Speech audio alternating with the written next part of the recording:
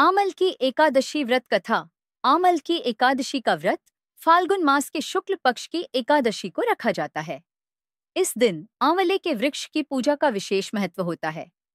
यह व्रत मोक्ष देने वाला और पापों का नाश करने वाला माना जाता है। आमल की एकादशी व्रत कथा प्राचीन समय की बात है।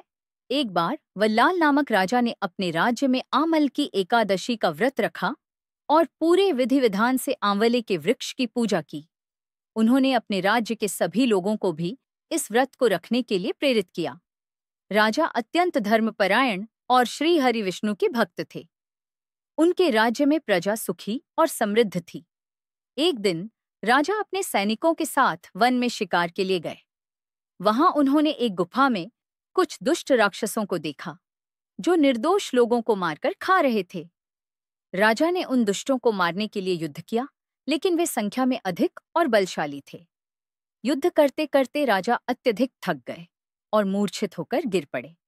उसी समय भगवान विष्णु के आशीर्वाद से आमल की एकादशी व्रत का प्रभाव जागृत हुआ और आंवले के वृक्ष से दिव्य शक्ति प्रकट हुई। उस शक्ति ने उन राक्षसों का संहार कर दिया और राजा को जीवन दान दिया। राजा होश में आए तो उन्होंने भगवान विष्णु के इस चमत्कार को समझा और भी श्रद्धा से उनकी भक्ति करने लगे। इसी कारण से आमल की एकादशी का व्रत करने से व्यक्ति को पापों से मुक्ति मिलती है, सौभाग्य की प्राप्ति होती है और अंत में विष्णु लोक की प्राप्ति होती है। व्रत विधि: एकादशी के दिन सुबह स्नान करके व्रत का संकल्प लें। भगवान विष्णु और आंवले के वृक्ष की पूजा करें। आंवले के वृक्ष के नीचे दीपक जलाएं और उसके फल का प्रसाद चढ़ाएं। दिन भर भगवान विष्णु का ध्यान करें और भजन कीर्तन करें।